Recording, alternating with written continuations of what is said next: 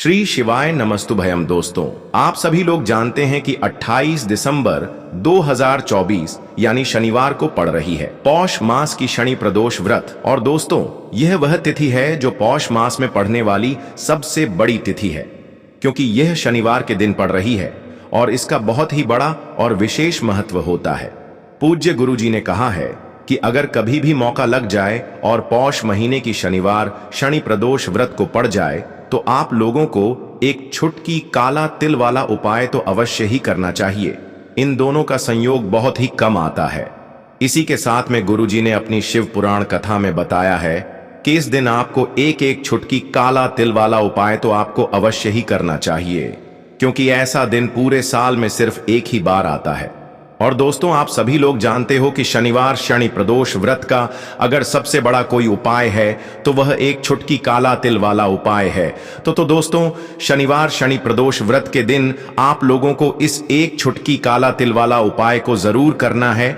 बहुत सारे लोग होंगे जिन लोगों ने इस उपाय को ना किया हो, मतलब पूरा साल निकल गया, उन्होंने किसी भी दिन इस एक छुटकी काला तिल वाला उपाय को ना किया हो। पर दोस्तों, आपके पास एक आखिरी मौका बचा हुआ है, जो कि 28 दिसंबर शनिवार शनि प्रदोष व्रत के दिन है। इस दिन आप लोगों को इस वाले उपाय को जरूर कर लेना है। भले ही आपने पूरे महीने भर इस उपाय को ना किया हो, पर अगर आपने इस पौष महीने के शनिवार शनि प्रदोष व्रत के दिन अगर इस वाले उपाय को कर लिया तो आपको इस उपाय को करने का वह फल मिलेगा जिसकी आपने कभी कल्पना भी नहीं करी होगी। इसीलिए आप लोग इस वाले उपाय को एक बार जरूर कर लेना है, ताकि आप लोगों के हाथ से यह मौका ना जा सके और आपको इस उपाय को करने का फल मिल सके। दोस्तों, यह उपाय पंडित जी ने अपनी अभी की ही श्री शिव महापुराण की कथा में बताया है। जी, इस उपाय को आज हम आपको बहुत अच्छे से समझाने वाले हैं। इस वीडियो को देखने के बाद इस उपाय को समझने के लिए आपको कोई और वीडियो को देखने की जरूरत नहीं पड़ेगी। तो चलिए दोस्तों, उपाय को शुरू करते हैं। देखिए, यह इस पौष महीने के शनिवार शनि प्रदोष व्रत के दिन यह इतना खास होता है, इतना महत्वपूर्ण होता है। देखा गया है कभी कभी बड़े बड़े पूजा पाठ अनुष्ठान से जो मनोकामना पूर्ण नहीं होते, वह पौष महीने की शनिवार शनि प्रदोष व्रत के दिन एक छोटे से उपाय करने से ही आपकी मनोकामना पूर्ण हो जाती है। और बहुत सारे लोगों ने इस उपाय को किया भी है और उनको इस उपाय को करने का फल भी जरूर मिला है। अगर आप लोग भी इस उपाय को करना चाहते हैं तो आप इस उपाय को पहले अच्छे से समझ लेना, सुन लेना, उसके बाद करना। आपको इस उपाय का फल जरूर मिलेगा और इस उपाय को कर लेने से आपके घर में चाहे किसी भी प्रकार की दुख और समस्या क्यों न चल रही हो, आपको उसका कारण भी नहीं पता है कि भाई यह समस्या किस कारण से चल रही है। उसका कुछ भी कारण हो सकता है, जैसे पितृदोष हो सकता है या किसी भी तरह का मंगल दोष भी हो सकता है। तो इस दिन आप लोगों को यह वाला उपाय कर लेना है। यह एक ऐसा उपाय है जिस उपाय को अगर किसी विशेष दिन पर किया जाए तो भाई उस विशेष दिन का जो है वह तो हमें मिलता ही मिलता है, पर हमने उस दिन पर इस उपाय को किया है तो हमें उससे भी बड़ा फल मिलता है, और फल बहुत जल्दी मिलता है, क्योंकि आप इस उपाय को बहुत ही बड़े और विशेष दिन पर कर रहे हो। तो चलिए अब उपाय के बारे में बात करते हैं, लेकिन उससे पहले आप लोगों को यह जानना आवश्यक है कि आखिर यह उपाय किस समय करना है, किसको करना है और कैसे करना है। तो चलिए हम आगे आपको वीडियो में एक एक करके बता देते हैं। लेकिन उससे पहले अगर आप लोग हमारे चैनल पर पहली बार आए हैं या फिर मेरी आवाज आज पहली बार सुन रहे हैं तो हमारे चैनल को सब्सक्राइब जरूर कर लेना और इस वीडियो को लाइक करके कमेंट बॉक्स में श्री शिवाय नमस्तुभ्यम ओम नम शिवाय जरूर टाइप कर देना। तो दोस्तों, इस एक छुटकी काला तिल वाला उपाय को हमें इस शनिवार शनि प्रदोष व्रत के दिन कैसे करना है, किसको करना है, किस समय करना है और कहां पर करना है, यह सारे सवालों के जवाब आपको इस वीडियो में मिल जाएंगे। और जो ये वीडियो देखेगा भाई, उसको एक छुटकी काला तिल वाला उपाय जरूर करना चाहिए, क्योंकि इस दिन काला तिल का भी बहुत ही बड़ा और विशेष महत्व होता है। और जब बात आ जाए एक छुटकी काला तिल वाला उपाय की, तो यह सोने पे सुहागा वाली बात हो जाती है और यह एक बहुत ही बड़ा उपाय हो जाता है इस शनिवार शनि प्रदोष व्रत का। तो अब दोस्तों, इस एक छुटकी काला तिल उपाय को आखिर करना किसको है, सबसे पहले हम लोग वह बात जान लेते हैं। तो देखो, घर की जो बड़ी माताएं बहनें होती हैं, उन माताओं बहनों में से कोई भी एक बड़ी माता बहन इस वाले उपाय को कर सकती है।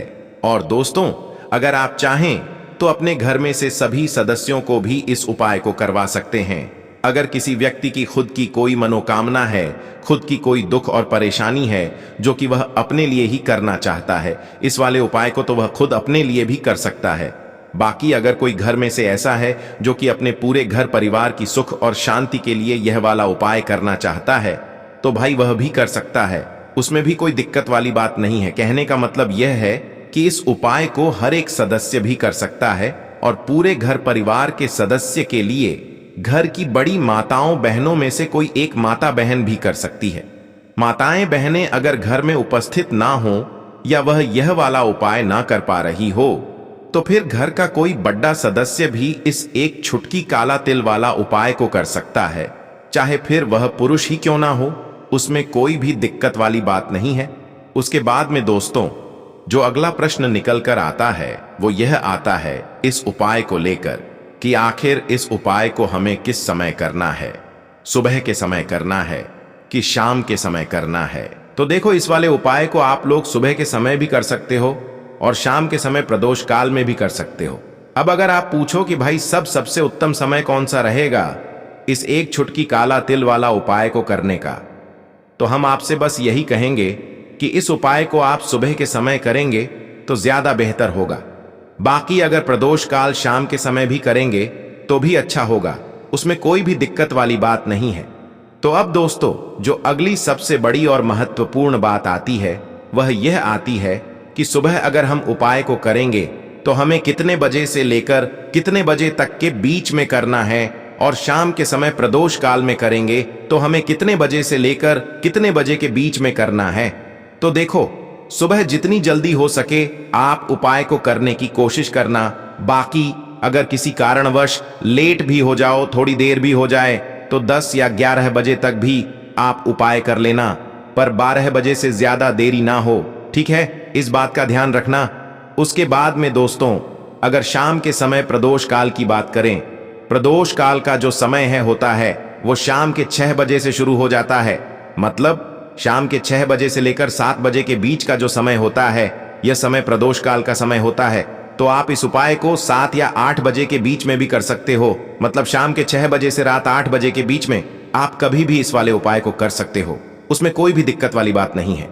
देखिए, यदि हम किसी भी प्रकार के उपाय को निश्चित दिन और निश्चित तिथि पर करते हैं तो इसका हमें बहुत अधिक लाभ मिलता है, और इन उपायों को करने के बाद हमारे जीवन में बहुत अधिक परिवर्तन आता है।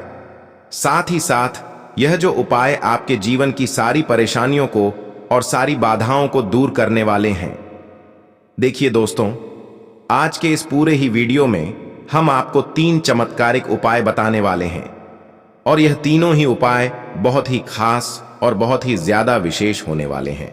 तो चलिए दोस्तों, जान लेते हैं गुरुजी द्वारा बताए गए सबसे पहले उपाय के बारे में। देखिए, इस उपाय को करने के लिए सबसे पहले तो आपको काले तिल लेने होंगे। देखिए, काले तिल जो है वह भगवान शनिदेव को प्रसन्न करते हैं, काले तिल भगवान शिव को प्रसन्न करते हैं। तो देखिए, आपको मात्र 1 चुटकी की काले तिल लेने होंगे और इसी के साथ में आपको थोड़ा सा शहद लेना होगा। देखिए, शहद जो है आपको मात्र 1 चम्मच ही लेना है, और इसी के साथ में आपको एक तांबे के पात्र के अंदर अपने घर से शुद्ध जल लेना होगा। देखिए दोस्तों, यह जो उपाय है आप सुबह से लेकर के शाम तक किसी भी समय में कर सकते हैं, लेकिन प्रदोष की तिथि है इसीलिए प्रदोष काल के समय में करते हैं। तो आपके लिए यह उपाय बहुत ही अधिक सर्वोत्तम होता है। प्रदोष काल के बारे में जिन लोगों को भी जानकारी नहीं है, उन्हें बता दें कि प्रदोष काल का समय सूर्यास्त से 45 मिनट पूर्व शुरू होता है और सूर्यास्त 45 मिनट बाद तक रहता है। तो इस समय में भी आप यह उपाय कर सकते हैं। देखिए, सबसे पहले तो आपको इन सभी सामग्रियों को भगवान शिव के मंदिर में लेकर के पहुंचना है। अब मंदिर पहुंचने के बाद आपके पास जो शहद है, सबसे पहले तो इसे आपको अपने सीधे हाथ की हथेली पर अच्छे से लगा लेना है। यानी कि पूरे ही शहद को आपको अपने सीधे हाथ की हथेली पर लगा लेना है, और आपके पास जो 1 चुटकी काले तिल है उन्हें भी आपको अपने सीधे हाथ की हथेली पर रखना है। अब आपको शहद और काले तेल का लेपन भगवान शिव के शिवलिंग पर अच्छे से कर देना है। देखिए, आपको काले तिल और शहद का लेपन कटी वाले भाग के ऊपर ऊपर करना है। तो इस प्रकार से आपको शहद और काले तिल का लेपन अच्छे से शिवलिंग पर कर देना है। देखिए, काले तिल का लेपन करते समय आप शनेश्वर महादेव का मन में स्मरण कर सकते हैं। साथ ही साथ यदि आपके जीवन में कर्ज की स्थिति बहुत अधिक है, कर्ज आपके जीवन में बहुत अधिक बढ़ने लगा है, तो फिर आप आणमुक्तेश्वर महादेव का स्मरण भी कर सकते हैं। दोनों में से आपकी समस्या के लिए जो भी उचित है उस नाम का आपको स्मरण कर है। अब अंत में जो आपके पास एक लौटा जल है, इसे आपको धीरे धीरे शिवलिंग पर समर्पित कर देना होगा। श्री शिवाय नमस्तुभ्यम इस मंत्र का जाप करते हुए आपको आरण मुक्तेश्वर महादेव या फिर शनेश्वर महादेव का स्मरण करते हुए यह एक लौटा जल भगवान शिव के शिवलिंग पर ही अर्पित कर देना है। आपके जीवन की जो भी बड़ी से बड़ी परेशानी है, जीवन के जो भी संकट है, वह मात्र इन उपायों को करने से दूर होती है। तो यह उपाय विशेषकर आपको कर्ज से जुड़ी हुई समस्या को और शनि से जुड़ी हुई समस्या को दूर करने के लिए करना है। अब दोस्त, हम जान लेते हैं गुरुजी द्वारा बताए गए दूसरे उपाय के बारे में। देखिए, यह उपाय विशेषकर उन लोगों को करना है जिनके जीवन में संकट, ग्रह क्लेश की समस्या बहुत ही अधिक रहती है, यानी कि आपके घर में बहुत ही ज्यादा परेशानियां रहती हैं। घर में एक दूसरे से लोग अच्छे से बात नहीं करते हैं, बात बात पर लड़ाई झगड़े होते रहते हैं। यदि आप भी चाहते हैं कि आपके पूरे परिवार की एकता बरकरार रहे और आपके घर के जो यह क्लेश हैं, यह सभी दूर हो जाएं, चाहे पति पत्नी में लड़ाई हो रही हो, भाई भाई में आपस में लड़ाई हो रही हो, घर के किसी भी सदस्य से आपस में लड़ाई हो रही हो, तो जैसे ही आपके घर में सुख शांति बढ़ने लगेगी, वैसे ही आपके घर में माता लक्ष्मी स्वतः ही चली आएगी। तो यदि आपके घर में भी परेशानियां हैं, बच्चे बात नहीं मानते हैं, बड़े बात नहीं मानते हैं, तो फिर आपको यह उपाय करना है। तो देखिए, इस उपाय को करने के लिए सबसे पहले तो आपको शमी के पत्ते लेने हैं।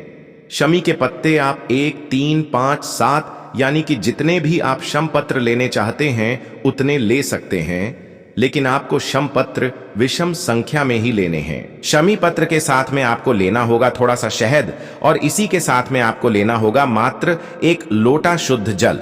अब देखिए, आपको इन सभी सामग्रियों को लेकर के पहुंचना है। भगवान शिव के मंदिर में यह उपाय भी आप सुबह से लेकर के शाम तक किसी भी समय में कर सकते हैं। साथ ही साथ प्रदोष काल के समय में भी आप इस उपाय को कर सकते हैं। देखिए दोस्तों, सबसे पहले तो आपके पास जो एक लौटा शुद्ध जल है, इसे आपको धीरे धीरे शिवलिंग पर अर्पित कर देना होगा। श्री शिवाय नमस्तुभयम इस मंत्र का जाप करते हुए। अब देखिए, जल अर्पित करने के बाद आप जो शमी पत्र लेकर के हैं, उन क्षम पत्रों को आपको जो आप शहद लेकर के आए हैं उनके अंदर डालने हैं। देखिए, जैसे आप यह क्षम पत्र शहद के अंदर डालेंगे तो यह जो कम पत्र हैं एक दूसरे से अच्छे से चिपक जाएंगे। तो इसी प्रकार से आपको यह जो शम पत्र हैं भगवान शिव के शिवलिंग पर चिपका देने हैं, यानी कि शहद से युक्ति या जो शम पत्र तैयार हुए हैं उन्हें आपको शिवलिंग पर अच्छे से चिपका देने हैं। देखिए, जो भी व्यक्ति 28 दिसंबर शनिवार की प्रदोष पर शम पत्र से भगवान शिव के शिवलिंग का श्रृंगार करता है तो उसके जीवन में धन संपदा की वृद्धि होती है।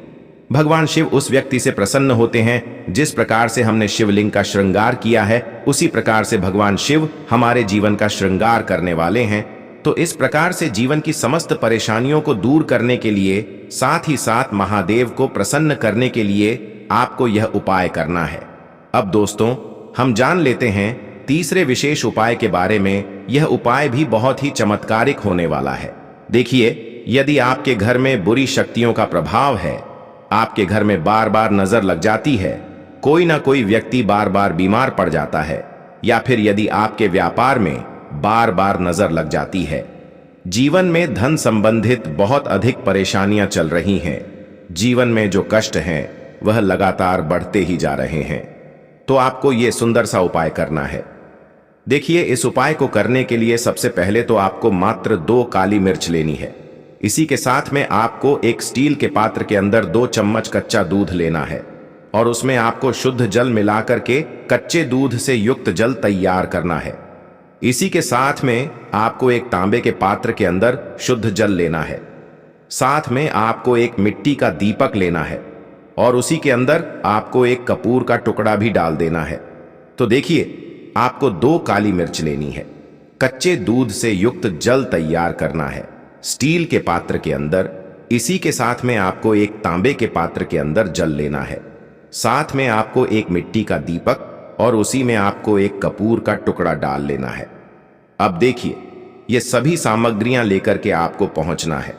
प्रदोष काल के समय में भगवान शिव के मंदिर में देखिए दोस्तों, मंदिर पहुंचने के बाद आपके पास जो 2 काली मिर्च हैं, उनमें से एक काली मिर्च को आपको अच्छे से चूरा कर लेना है, यानी कि बारीक कर लेना है। और इस काली मिर्च को आपको कच्चे दूध वाले जल के अंदर डाल देनी है। एक काली मिर्च आपको कच्चे दूध वाले जल के अंदर डाल देनी है, अच्छे से बारीक चूरा करके। अब सबसे पहले तो आपको जो कच्चे दूध वाला जल है, उससे भगवान शिव के शिवलिंग का अभिषेक करना होगा। श्री शिवाय नमस्तुभयम इस मंत्र का लगातार जाप करते हुए जब भी आप यह कच्चे दूध वाला जल अर्पित करेंगे, तब आपको श्रम ईश्वर महादेव का मन में स्मरण करना है, ताकि आपके जीवन की जो भी समस्याएं हैं वह सभी समाप्त हो सके। काली मिर्च से भगवान शिव के शिवलिंग का अभिषेक करना शनि दोष को भी दूर करता है, साथ ही साथ नजर दोष को भी दूर करता है। अब दोस्तों, कच्चे दूध वाले जल से अभिषेक करने के बाद आपके पास जो एक लोटा शुद्ध जल था तांबे के पात्र के अंदर, इसे भी आपको भगवान शिव के शिवलिंग पर ही अर्पित कर देना होगा। श्री शिवाय नमस्तुभ्यम इस मंत्र का जाप करते हुए। अब देखिए दोस्तों, आप जो एक दीपक लेकर के आए थे, जिसमें आपने कपूर के टुकड़े डाले हुए हैं, साथ ही साथ आपने काली मिर्च डाली हुई थी, इसे आपको भगवान शिव के शिवलिंग के सामने ही प्रज्वलित कर देना है।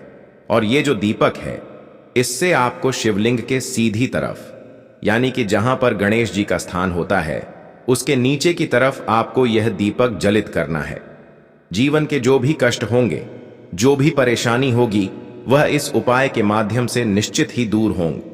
तो यह उपाय भी आपको इस शनिवार की इस शनि प्रदोष पर के समय में जरूर करना है। तो दोस्तों, यह थे पूज्य गुरु जी द्वारा बताए गए कुछ बहुत ही खास उपाय। अगर आपको जानकारी अच्छी लगी हो तो वीडियो लाइक करिएगा। मिलते हैं फिर एक नए वीडियो के साथ। श्री शिवाय नमस्तुभयम।